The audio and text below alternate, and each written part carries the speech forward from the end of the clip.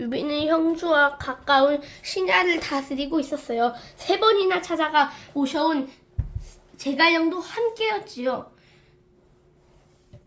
그때 제갈량은 유비보다 나이가 어렸지만 유비는 그를 스승으로 모시며 예의를 다했지요. 잠깐, 이 얼굴을 좀 보세요. 유비는 쓰염 났는데 제갈량은 희겁지 않고 좀 쓰음이 없죠?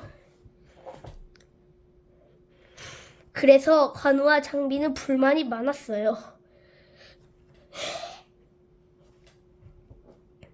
특히 장비는 제갈량을 무척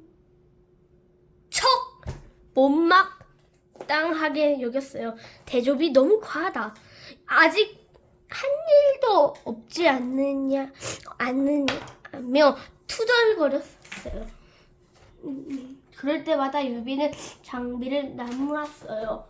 언젠간 제갈량을 도움으로 큰 일을 할 수 있을 거라 굳게 믿었으니까요. 조조가 신하를 치기 위한 공격 명령을 내렸어요. 빨리 신하를 공격하라! 조조의 부하 하우돈이 10만 명이 넘는 군사들을 이끌고 왔어요. 하우돈 그 1부에서 나오신 거 기억나시죠? 하우돈의 군사는 신하와 가까운 박명파에 다다랐지요. 유비는 걱정이 앞서요. 유비의 군사 수가 하우돈의 군사보다 훨씬 적었거든요. 근데 생각해보니까 왜 유비는 자꾸 군사가 적은 걸까요? 유비가 잘 훈련을 안 했을까요? 그건 저도 잘 모르겠어요. 다만 여러분이 개인적으로 생각하면 되는 거예요. 괴물 같은 그들과 어떻게 맞서 싸울지 서둘러 방법을 찾아야 했어요. 그럼 우리도 한번 찾으러 가볼까요? 제갈량의 작전 지시! 유비는 제갈량을 불러 대책을 물었어요. 어떻게 해야 할 때예요? 제갈량은 자신이 장수들을 총지휘하겠다고 했어요. 유비는 제갈량을 믿고 그 역할을 맡겼어요. 오케이. 그 뒤 유비는 관우와 장비를 비롯한 장수들을 불러 모았어요. 조자룡, 관우, 장비 등등 다 모았어요. 다. 제갈량이 작전을 설명하며 각자 해야 할 일을 알려주었어요. 관우는 냇가를 지키고 장비는 땅을 지키고 조자룡 장군은 서울 지키시오. 막 등등등 이렇게 설명했어요. 그런데 장비는 총지를 맡은 제갈량이 영 탐탁지 않았어요. 제갈량의 작전을 비웃었어요. 그러자 제갈량이 무서운 얼굴로 총지휘자의 명령을 어기면 큰 벌을 내겠다고 소리쳤어요. 네 이놈 장비! 유비마저 제갈량의 편을 들었지요. 관누다. 다른 장수들도 제갈량을 의심스럽긴 마찬가지였어요. 여기저기서 불평불만이 뜨거자 관우가 나섰어요. 만약 그의 작전 때문에 진다면 그때 책임을 묻자고 했어요. 그제야 장비도 맞지 못한 제갈량의 지시를 따르기로 했어요. 장수들은 각자 임무를 맡은 곳으로 떠났어요. 과연 제갈량의 작전은 성공할 수 있을까요?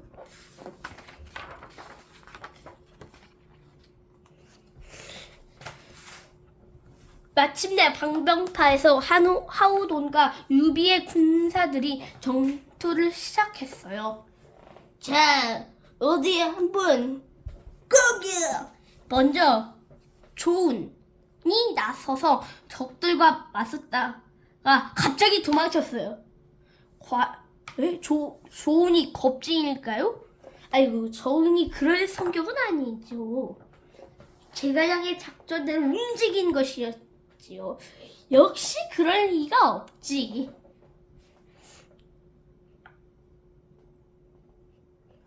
하우드는 도망가는 조슨을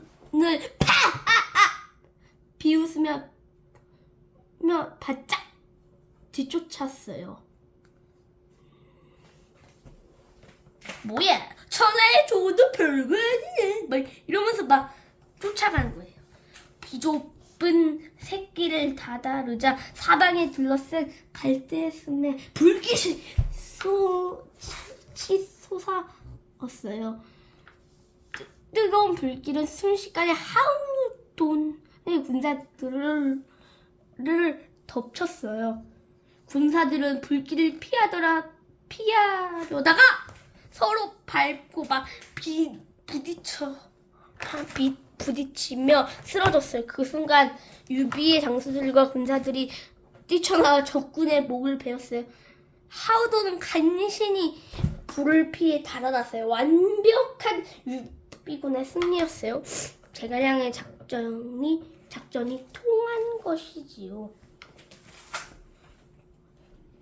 전투에서 승리한 장수들이 신하로 돌아왔어요. 신하의 백성들은 유비에게 감사 인사를 전했어요. 무서운 조조 군사들로부터 지켜주었으니까요.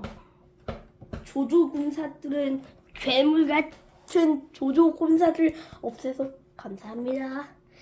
관우와 장비는 제갈량의 놀라운 작전에 감탄했어요. 그들은 제갈량 앞에서 엎드려 정중히 절을 올렸어요. 라면이랑 돼지 녀석이 제갈량의 능력을 잘 모르시는 것 같죠? 유비의 말대로 과연 영웅이 맞았어요. 모든 장수가 제갈량을 지켜 세우며 그를 인정했어요. 자, 유비 이야기 하기 전에 먼저 형주 이야기를 하겠어요. 하우돈이 졌다는 소식을 들은 조조는 직접 50만의 군사를 몰고 유비를 공격하기로 했어요.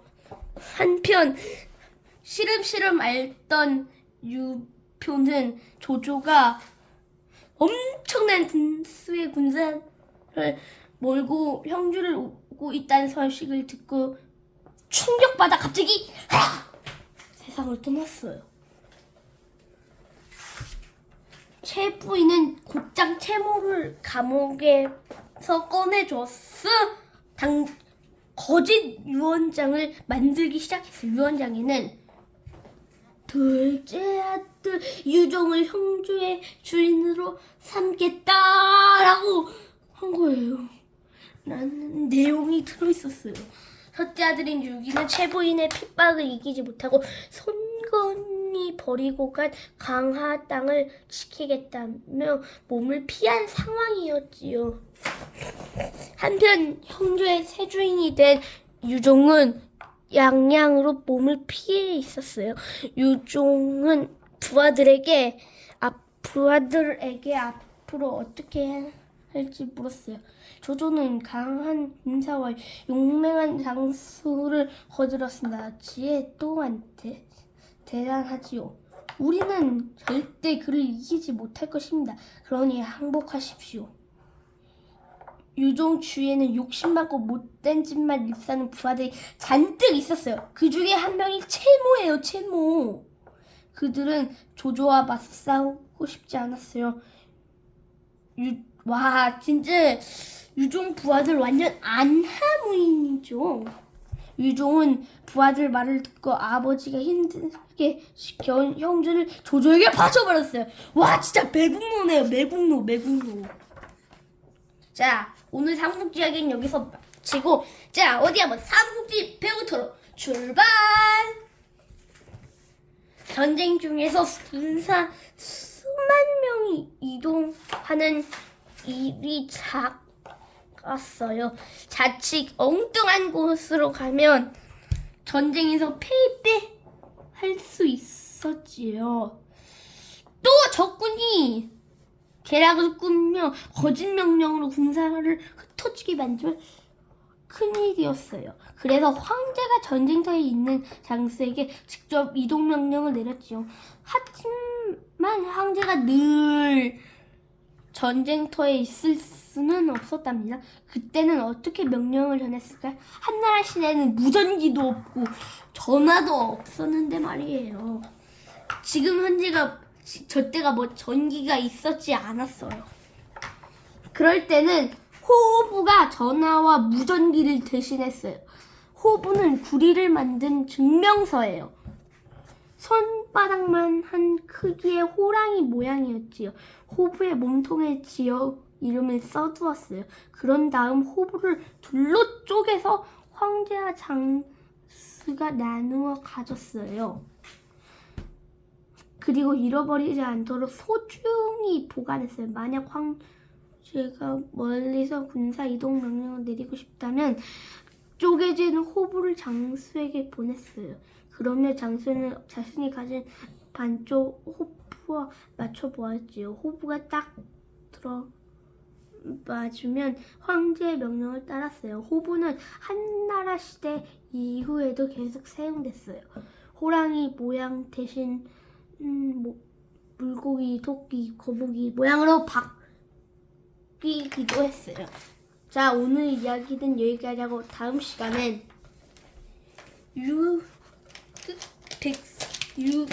조조가 유비가 도망가는 이야기인 것 같습니다. 그리고 양양 땅을 뺏긴 유비. 그러니 이제 어떻게 될까요? 그리고 불과 불로 싸워 이긴 이야기. 그리고 유비를 따르는 백성들 그 이야기를 내일에 해보겠습니다. 다음 시간에 해보겠습니다. 끝.